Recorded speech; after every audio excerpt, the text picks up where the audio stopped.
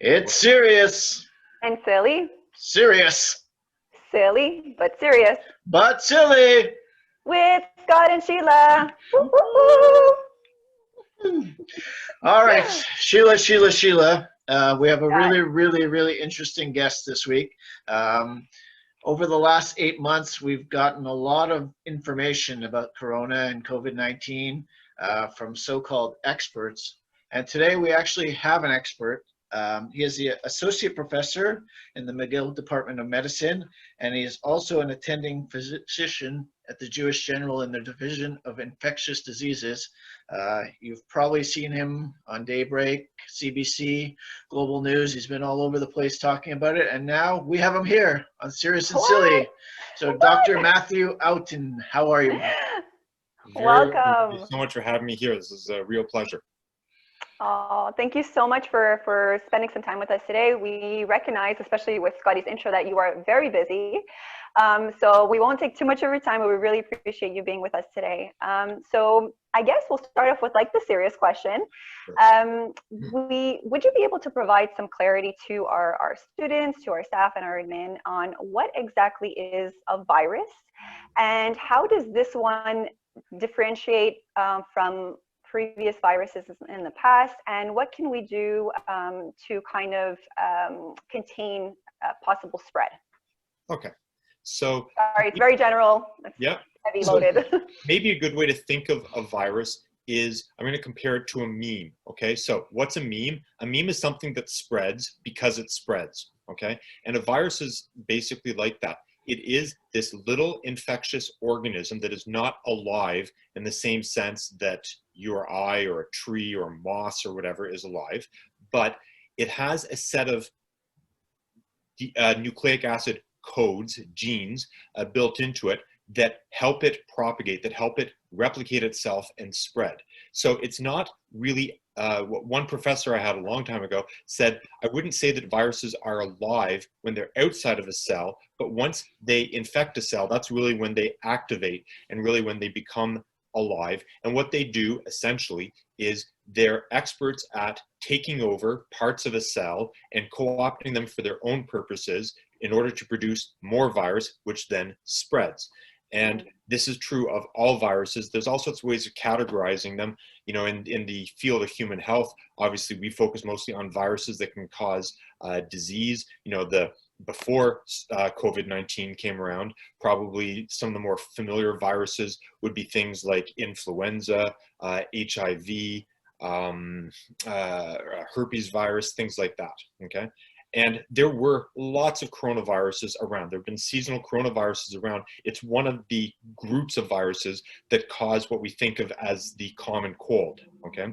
And I mean, that said, we've seen severe disease caused by some members of coronaviruses before, like back in 2003 when I was a resident in Toronto, we had SARS, the original SARS that came into Toronto and killed dozens of people there and shut down the city, and was really my first experience with something approaching what we're dealing with now.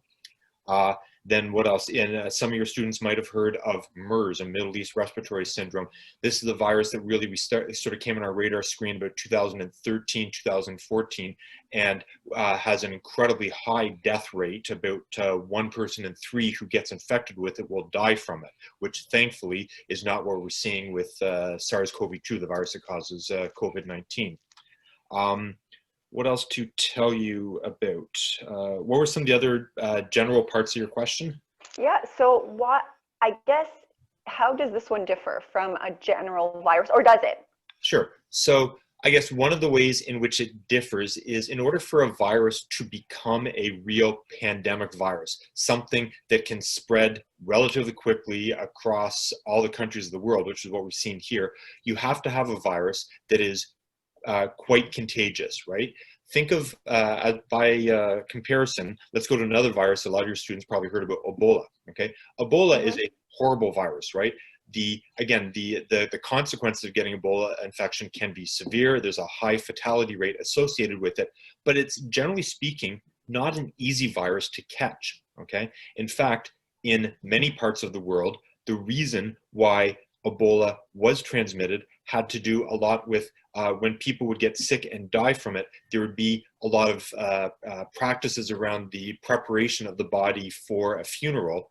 And it's during that time of that really close contact with the person who had died, that was when the virus transmitted. But this isn't the same thing as just, being on the same bus as someone else who's sick with it, right? You really had to have close, prolonged contact for a long time. So there's a huge difference between a virus that can be really deadly and a virus that can be really infectious, okay? And in order to really spread like a pandemic, you have to have something that is really good at being infectious. And that's one of the things that differs with SARS-CoV-2 compared to many other members, even in the coronavirus family, is it's clearly highly infectious.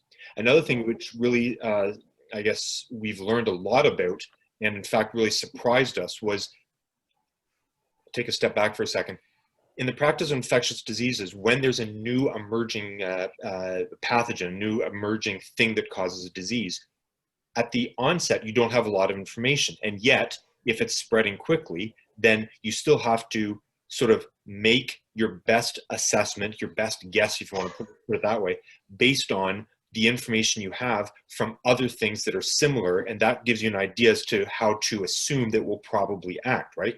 We knew that SARS-CoV-2 is a coronavirus. We know of other coronaviruses like SARS back in 2003. So, but one of the things which caught us by surprise at the beginning of this pandemic was that in SARS, generally speaking, people were only infectious after they got actually sick, after they developed symptoms. So that gave us, in fact, a good way of controlling that infection, which is probably why the original SARS didn't go on to be a true pandemic, or at least not in the same sense that what we're seeing here, is that what happened was someone would get sick, they would go to medical attention, their symptoms would suggest they might have SARS. At that point, the patient would be put into an isolation room, with ventilation, with special rules around the kinds of protective gear that the nurses and the doctors and everyone else would have to wear to have contact. But only when that person was already isolated and when all the healthcare workers can be properly protected, that was when they were infectious. But you see what happens there is that they're already isolated, all the precautions are taken, so the chain of infection stops there. But as we have now learned with SARS-CoV-2, it's very different. You can be infectious, in some cases quite infectious, even before you develop symptoms. And sometimes, not often, but on occasion, you'll even have zero symptoms, and yet you can still be infectious. And just because you have zero symptoms doesn't mean the people who you infect will also have zero symptoms. That depends on sort of the individual factors of the person who gets exposed, gets the infection, right? So as a general rule, people who are older tend to get more sick and have more risk of consequences. People who have weak immune systems, people who have chronic diseases. So that's been one of the things that's really made this disease successful as far as a pandemic goes, is that it's much better at transmitting, because how are you supposed to know you're infectious if you don't have any symptoms, right? So that's where the importance of all of these precautions we've been talking about, the physical distancing, hand hygiene, wearing non-medical masks, especially if you're going to be in a place possibly with close contact with other people, because that you have to sort of act as if you are infectious, even if in the absence of symptoms. Okay. Wow. My goodness. I feel like I can listen to you all day. Thank you so much for that. My pleasure. Yes. Great. I'm really, as Sheila knows, I'm really fascinated by medicine.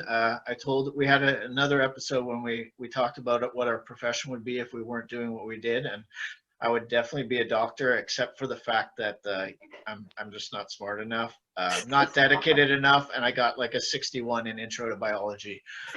Besides those three, oh my God, doctor. Well, there is an old saying, what do you call the doctor who just scraped by and graduated at the very bottom of his class? A doctor. Okay. Hopefully not the doctor that's working on me. You can do it. Okay, I got this. It's not too late. So Dr. Oughton, before we started recording, we talked about the the thing that everybody's talking about, because there's been so much information in the news in the last couple of days with Moderna and Pfizer about the vaccine. If you could tell us maybe how vaccines generally work, and if you have any insight into when you think one might be headed our way. Sure. So there really has been this explosion of news about vaccines in the last couple of weeks. It started first with Pfizer's vaccine candidate last Monday, and then this past Monday it was Moderna's, and now even just in the last 24 hours, Oxford's vaccine candidate has come out. And honestly, all of these vaccines are exceeding most people's expectations for how effective they are. Again, this is all what I'd call preliminary data, right? This isn't the end result after you've studied tens of thousands of people, but this is promising enough that it really should give us hope that we will have effective vaccines, and not a long time from now, but still probably some months before we're going to start to see the doses going into the arms of people across this country. Okay, so first I guess I'll talk about vaccines in general, and then we'll focus on the two different groups of vaccines that have been in the news in the last couple of weeks. So as a general statement, what vaccines do is they teach your immune system to protect your body against some specific infectious thing. And we have vaccines, overall, I'd say we have more vaccines for bacteria than we do for viruses. They're both infectious things. They both fall in my field of infectious diseases, but they are completely, totally different. As a very simple example that you probably heard some doctors talk about before, antibiotics that we use to treat infections treat bacteria, right? They don't even touch viruses, which is one of the reasons why if you have a good family doctor you go to and you've got the runny nose and you've got a bit of a scratchy throat and you don't feel so well, and they say you've got a cold, that's why they shouldn't be prescribing you antibiotics, is that the antibiotics simply don't even touch viruses, okay? But one of the ways you can avoid getting sick in the first place is if you have an immune response that protects you from getting sick. And at the same time, ideally, not only does it protect you from getting sick yourself, it also protects you from being infectious to others. And so you can see how in the setting of a pandemic virus like SARS-CoV-2, why this would be such a great tool is that you can protect people from getting sick, because, what are we now in the States? I think they're closing in on 300,000 people who have died since the start of this pandemic just in that country, right? To put that in context, that's roughly 10 times as many people as have died on an average year in the States from car crashes, okay? This is not, quote unquote, just the flu. This is not just a bad cold. This is something to take seriously, both for its short-term effects in terms of how sick it can make people and the frequency with which it's killing the population, let alone all the possible long-term consequences that we're just starting to learn about. Because although it seems like this has been going on forever, most of the world has only really been dealing with this virus since the middle of March. Now we are in middle of November. That's only 8 months. So we still only have really 8 months of experience with what consequences you can develop from this infection in the long term. We only have 8 months to look at the long term, and sometimes with some infections there can be consequences that only show up years later, okay? So all of these are reasons why it makes sense to avoid getting infected, and one of the ways you can avoid getting infected is by a vaccine, okay? So in Quebec we have a whole well-organized sort of program of what vaccines you should get at what age to protect you against what various infectious agents. And the way I look at the programs for developing vaccines against SARS-CoV-2, this is a human triumph to have had this much progress this quickly. Okay?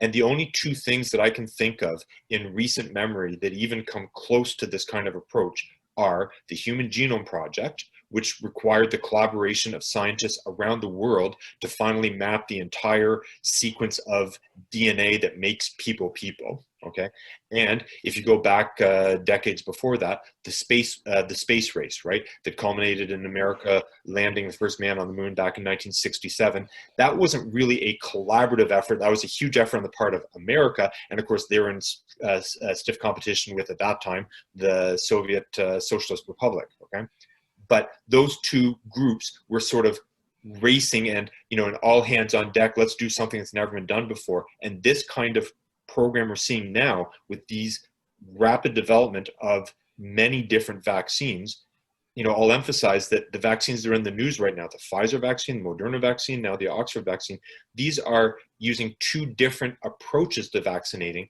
that have never actually successfully been done in people before. So first, let's talk about the Moderna and the Pfizer vaccine. So these are what are called mRNA vaccines. So mRNA is what,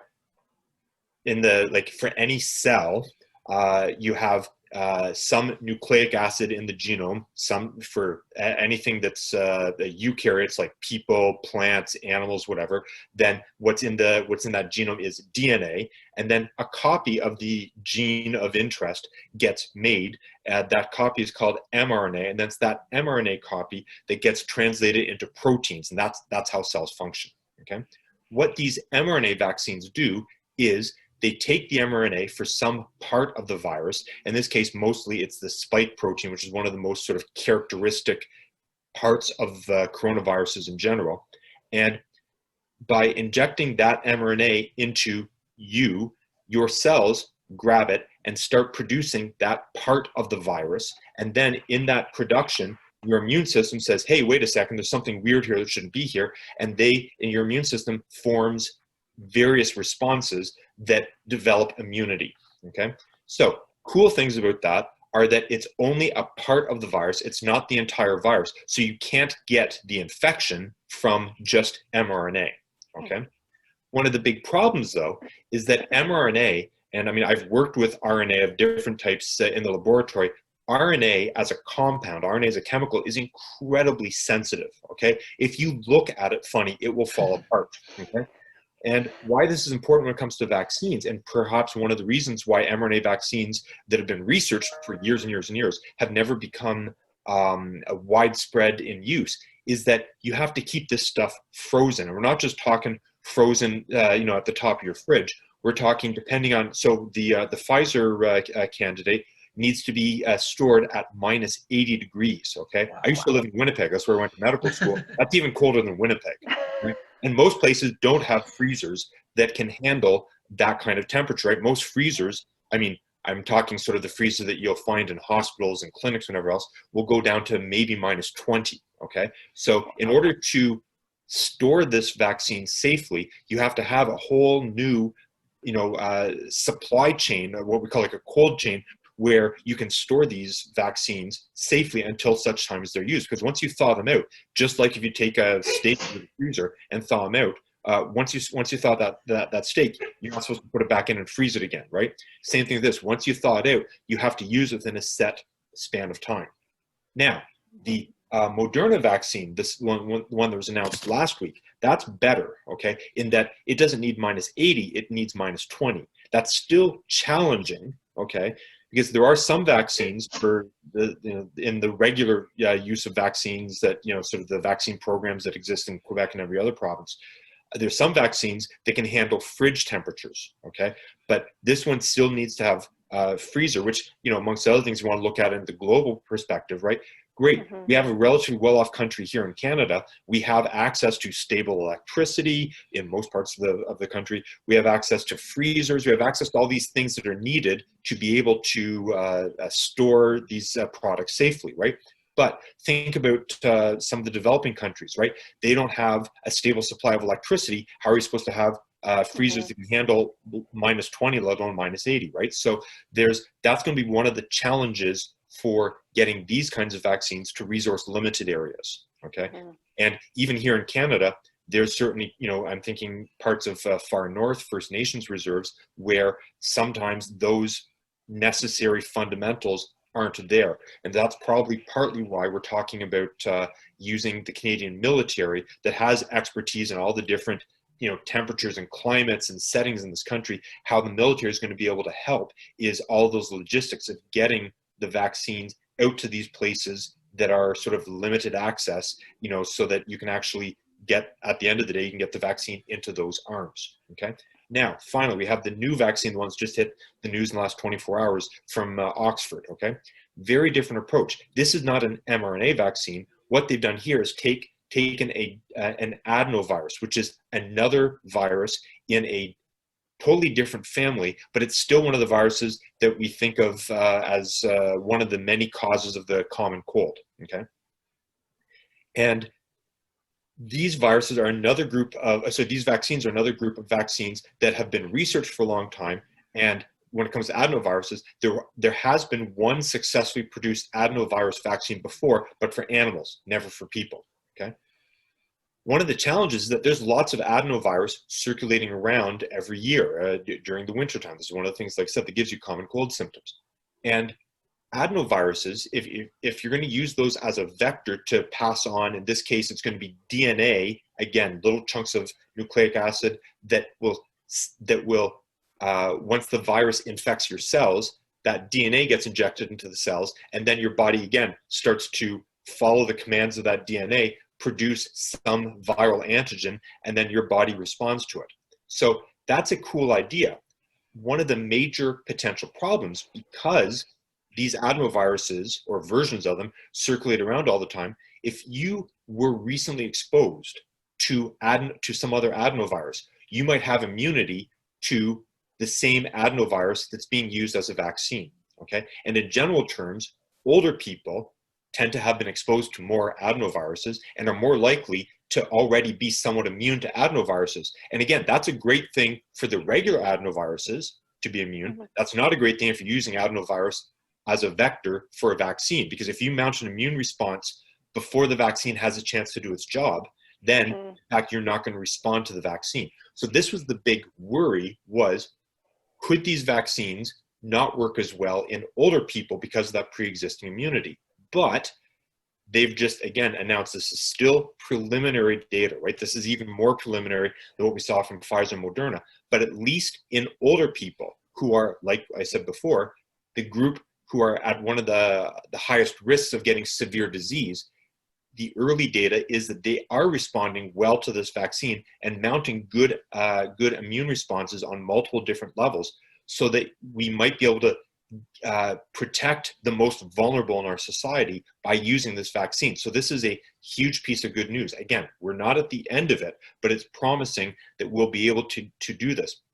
If I compare this to seasonal flu vaccine, right? That's always been one of the problems with seasonal flu vaccine, is that, again, older people get more sick from flu than younger people, but older people tend to respond less well to the seasonal flu vaccine. So you have this paradox. The very group you want to protect the most are the ones who respond the worst to the vaccine. So this Oxford candidate seems to have been able to get around that problem, which is a really good piece of news. Ultimately, we're going to have probably several different vaccines. There are going to be some that are better in kids, some that are better in old people, some that might be better for people who already had the coronavirus compared to other people who didn't. There's going to be a whole bunch of different sort of almost like niche products, as we get more information and know what the nuances of each of these different products are. Well, I mean, it sounds pretty positive. I mean, baby steps, but it sounds like there is some light and some potential solutions, which is fantastic. Now, the one thing I'll emphasize, though, is that, this is all promising, but we're not there yet, right? Mm-hmm. It's still several months away.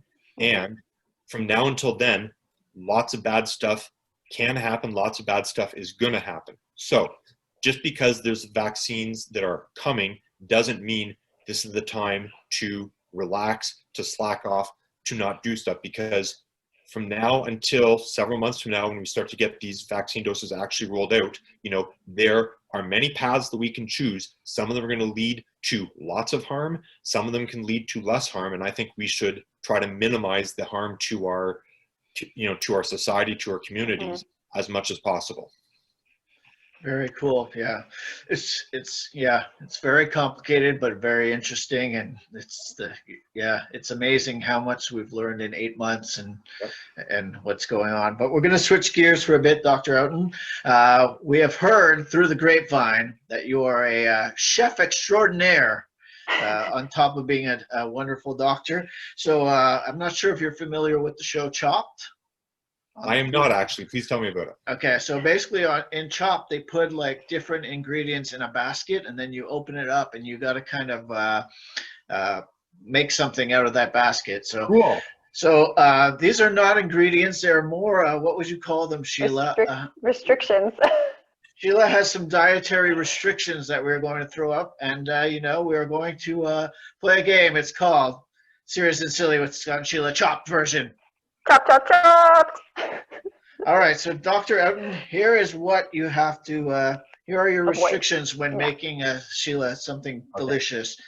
It has to be gluten-free. Mm-hmm. It has to be vegetarian. Yep.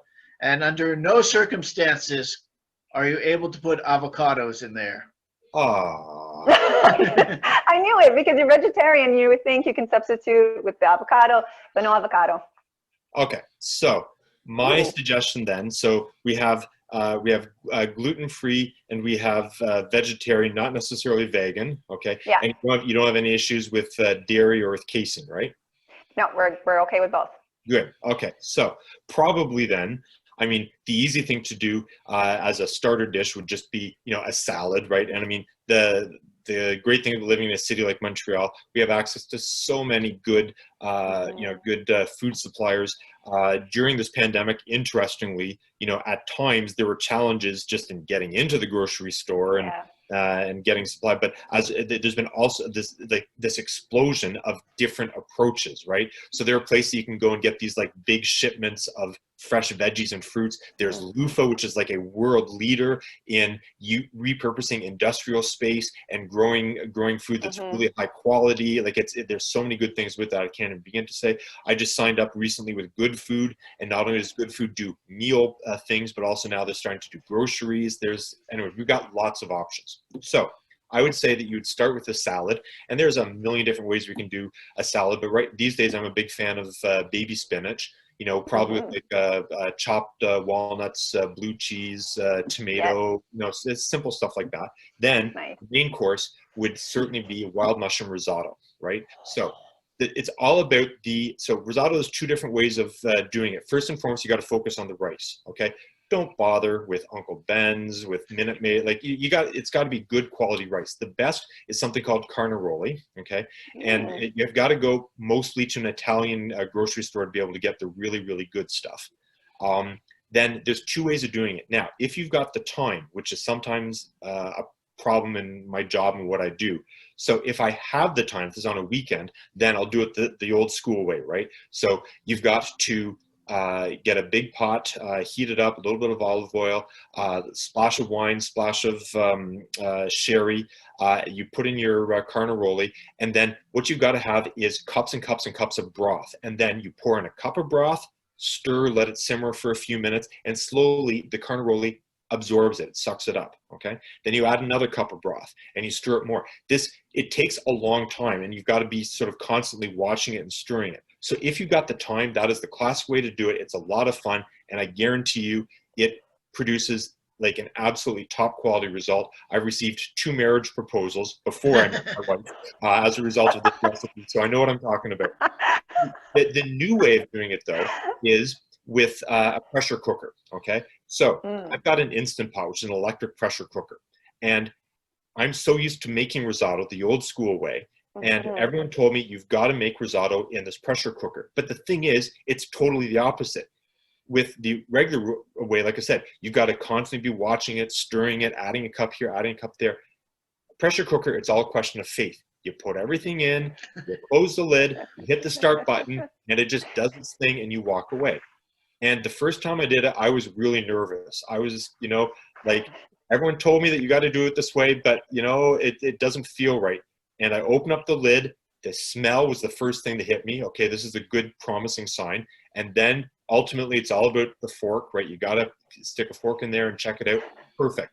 excellent quality and much, much, much less hands-on work. So now I'm a total convert. So making it in the Instant Pot is the way to go. Really? This is okay. Well, first of all, that sounds delicious, and I would totally be down to try that for sure. I'm a little bit skeptical about the pot though. I feel like the original traditional way is really the way to go, but Yeah. I'm open to trying that out. Yeah, for sure. That you just gotta be open to trying it. That's all I ask, you know. But once you do it the one time, you realize, you know, especially if you're doing it for a supper party back in the days when we could have supper parties, you know, it's so nice to be able to have something just sit on the back, and then you can direct your attention towards other things. In fact, this is why I like cooking so much. This is exactly appropriate to how I practice, to how many doctors practice medicine. Is that if you're looking after a lot of patients at the same time, there are some things that are on your front burners, some things that you've got to deal with right now that require immediate attention. But at the same time, there's things that have to be in the back burner, simmering away. And just every once in a while, you just sort of check in, make sure that everything's going in the right direction, you know? And then the whole goal is to bring it all together so that at the end, everything is all prepared. Just, you know, it's very comparable to the way I practice medicine. That is you're amazing. That was amazing. Our best secret doctor, game folks. question. Yes, Not exactly. just a doctor. Thank you so much for spending some time with us today. I guess I just want to conclude. We do have a lot of amazing students here at Champlain Saint-Lambert that are in our health science program. And, you know, as everybody had mentioned, Scott, before, you are an associate professor in the Department of Medicine, and you are an infectious disease specialist as well. So what can you tell some of our students that are interested in joining in this field? Sure.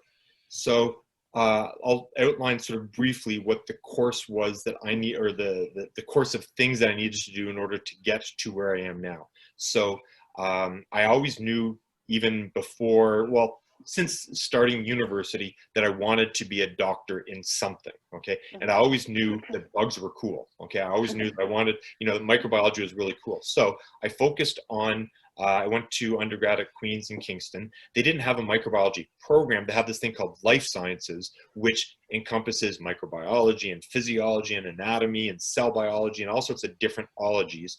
And you know, there's a lot of, that's a very popular course for people who wanted to go into medicine, because often you wind up taking a lot of the same subjects that you'll study in medical school, same professors, you know, so it's sort of good background, good training. So I did 4 years of undergrad there to get an undergrad degree. And towards the end of that is when you needed to be applying for medical schools, right? And I applied in my third and my fourth years of undergrad, and the first year I did a few applications, not a lot. I got one interview in Manitoba, didn't work at all. Second year I did a carpet bomb approach. I applied everywhere I could think of that had a medical school program. Completely didn't work. So 0 interviews, didn't work at all. So at that point, I'm like, well, I've got to do something. I'm sure this is what I want to do, but obviously they don't want to have me right now. So maybe I've got to get some more experience that will be relevant. So I wound up working for Health Canada. The national labs that are now in Winnipeg used to be in Ottawa. Okay, so, but the same thing that, you know, sort of deal with on a federal level, you know, various bacteria, viruses, stuff like that. I figured, hey, this is great training. It fits really well with my background. So I wound up working for Health Canada for 2 years. And I wound up learning a lot about all the things that I'm doing now, PCR, DNA sequencing, all these sort of lab techniques. And that really, really served me well. And after 2 more years of applying, I finally got in. I kept count, by the way.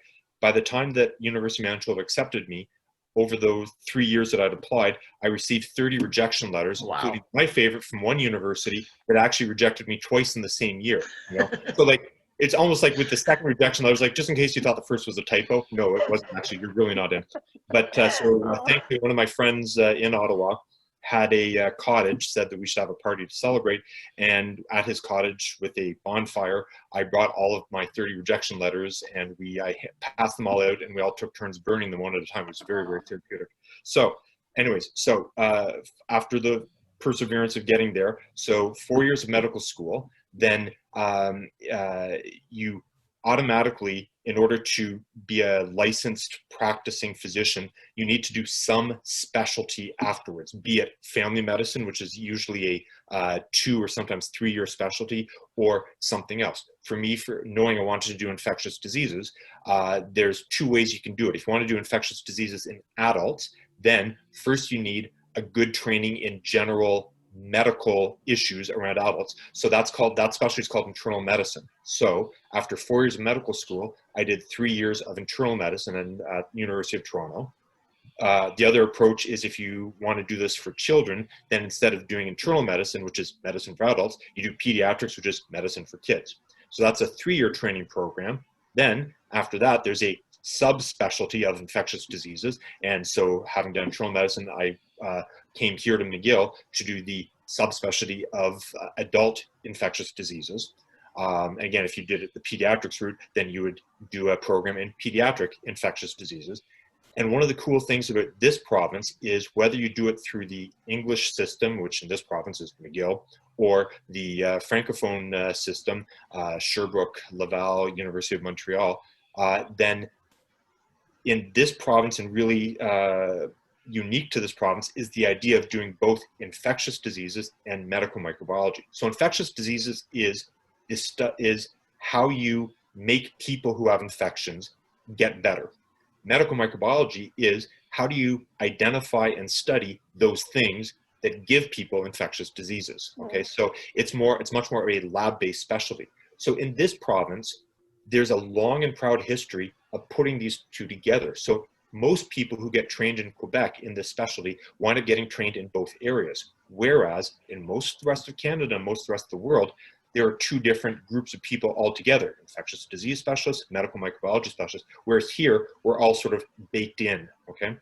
And I've seen in my practice that in some parts of the rest of Canada and some parts of the rest of the world, it's not that those 2 different parts are even sort of always that they get along well. Sometimes they get along kind of like, to use a rap music metaphor, West Coast versus East Coast, you know? Or you know, the Crips versus the Bloods. Okay, so whereas here in this province, we're all sort of all together, you know, where most of us, like myself, are dually trained in both, and it just makes sense to put it all together, because you can always use the clinical information on sick people to help improve your lab functions, just like you can use your lab to better inform you as to how to look after sick people, and back and forth. So here it's a very different approach, and I think it's the right approach. So if you add it all up, there's 4 years of medical school, 3 years of either internal medicine or pediatrics, that's 7, another 3 years of, in this case, to do both infectious disease and medical microbiology, so that's 4 plus 3 plus 3 is now 10. Then in order to get a position at a teaching hospital, right, one of the academic hospitals is connected with the medical school, like my hospital, the Jewish General Hospital, is connected with McGill University. In order to get a teaching spot, you have to do at least 2 years of what's called formation complémentaire.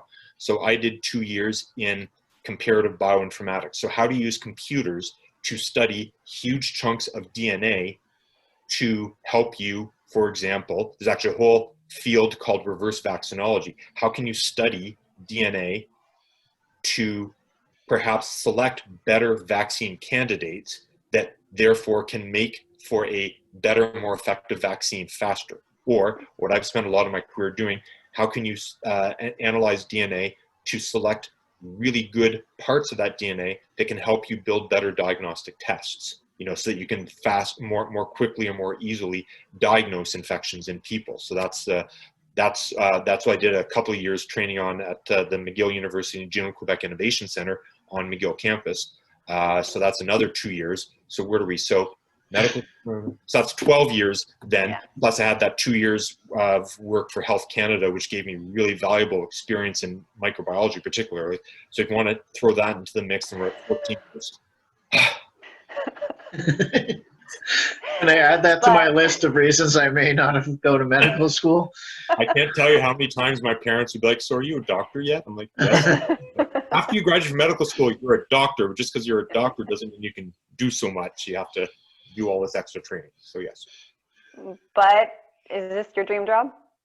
Yeah, this is one of the things I like about this job is that with infectious diseases, and I said this for years before there was such a thing as a coronavirus causing a global pandemic, is that if you look at the various fields of medicine, a great example is you'll see all the time headlines, there's going to be this huge epidemic of diabetes that's going to cause a mass burden on a healthcare system in 10 years time. There's going to be lots of people need dialysis and lots of people need foot care and all these other consequences of diabetes. And yet diabetes, like, no one gets fundamentally that worked up. I mean, it's a problem, don't get me wrong, but it's not the way I look at it, it's not a very exciting problem. Okay, don't get me wrong, you need good endocrinologists, okay, but that's just not what grabs me. Whereas, like when I was a resident in Toronto during SARS, and I still remember to this day the rumor that was passing around that there was a family that had all been admitted to the ICU at the same day, all with the same symptoms, fever and cough. And that was the start of SARS in Toronto, okay? And instantly, everyone is, what's going on? What is this? And you need people, like I alluded to earlier on during this talk, even in the absence of solid information, because it's just too soon, you have to have people who can help guide what should be, from what you already know and what you can reasonably extrapolate, what the best approaches are to keep the patients as healthy as possible, to protect the healthcare workers.